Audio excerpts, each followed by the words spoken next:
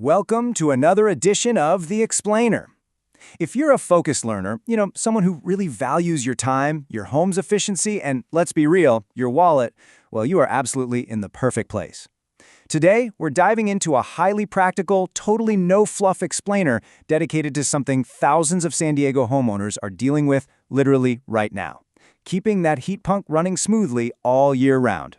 We're going to look at the hard data, the exact mechanics, and the actual costs of heat pump maintenance in our specific Southern California climate.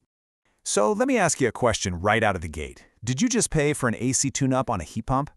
I'm asking because this is a critical mistake, and it is happening all over San Diego. You see, a heat pump is fundamentally different from a standard air conditioner. If your tech just ran through a standard AC checklist, you missed the absolute most important components of your entire system. Here is our transparent roadmap for today. We'll cover why heat pumps are mechanically different, the real maintenance checklist, coastal salt versus inland heat, the true cost of skipping maintenance, and finally, what it actually costs. Okay, let's dive into this. Section 1. Why heat pumps are different. Think about a traditional setup for a second. Your AC unit cools your house all summer, right? And then it basically gets to rest entirely all winter while your gas furnace takes over. While a heat pump, it doesn't have that luxury. It works year-round. It's cooling your house during a massive July heat wave, and then it's heating your house when us San Diegans bring out the heavy parkas for a freezing 55-degree January morning. It uses the exact same refrigerant loop for both jobs, meaning it literally never gets a season off. The real magic behind a heat pump is something called the reversing valve. It physically reverses the flow of refrigerant. And that's exactly what allows the system to push heat out of your house in the summer and then pull heat into your house in the winter. Because it works so incredibly hard, it's a prime candidate for wear and tear. And guess what? A generic AC tune-up checklist completely ignores it. Why? Because standard ACs simply don't have one. Now, the second major feature that gets totally ignored by standard AC maintenance is the defrost cycle. On those cool San Diego mornings, the outdoor coil of your heat pump can actually ice over. So, the system has a built-in defrost sensor and a board to trigger a cycle that melts that ice. If this isn't checked, and it happens to fail, your system will literally freeze up. And again, an AC-only tech? They're not even looking for this. Moving right along to Section 2, the real maintenance checklist. So, the crucial point is, what does a worthwhile maintenance visit actually look like? Well, a proper visit must cycle the reversing valve in both directions just to make sure it switches cleanly. They absolutely must test the defrost sensor so it triggers only when necessary. And they have to measure your refrigerant charge in both heating and cooling modes. Why is that a big deal? Because the system can actually run perfectly fine in one direction, but be completely undercharged and straining the compressor in the other. They also need to inspect electrical components like the capacitor, clean the outdoor coil, and calibrate the thermostat. Literally every single one of these steps is non-negotiable.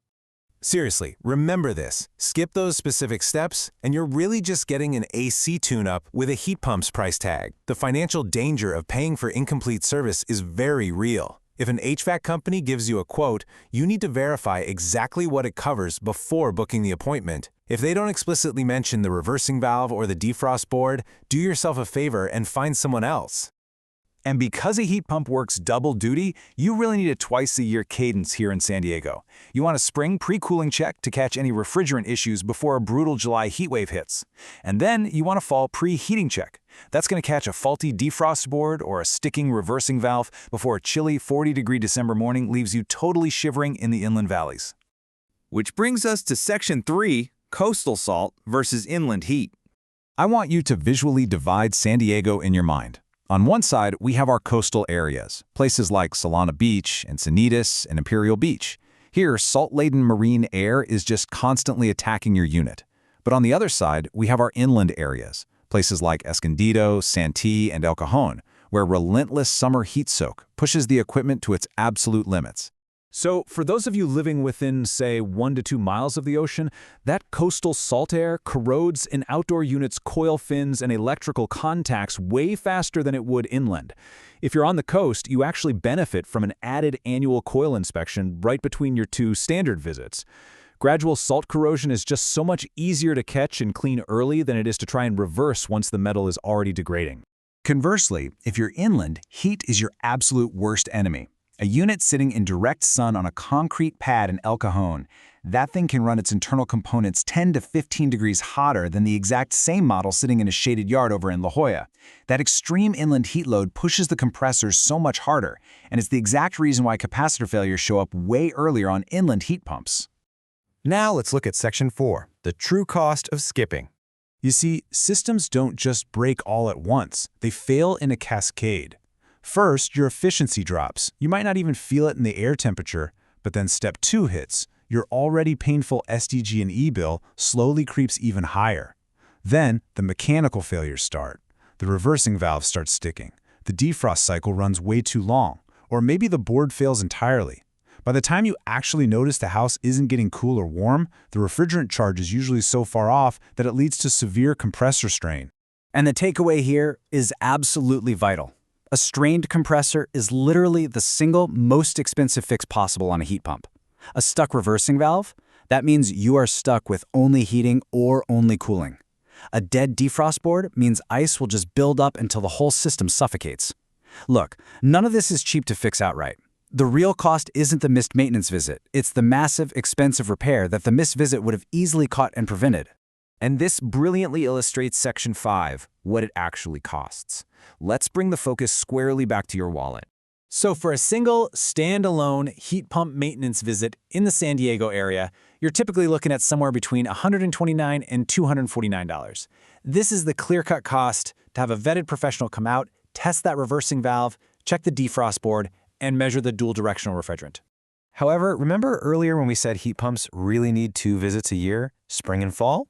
Well, if you buy an annual bundled plan that covers both of these visits together, the typical cost is about $180 to $320 total for the whole year. The simple math here heavily favors this bundled plan.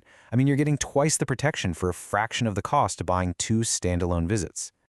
Let's anchor those prices for a second. $200 to $300 a year is a highly modest number next to what a reversing valve or a blown compressor repair costs if a problem goes uncaught. Don't think of this as an expense. Think of it as a brilliant, no-brainer investment to protect a system that is quite literally running every single month of the year.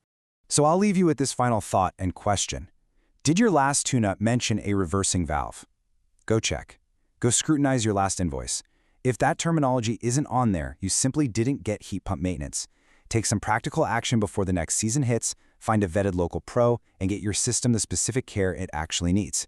Thank you so much for joining me on this explainer, and as always, keep learning.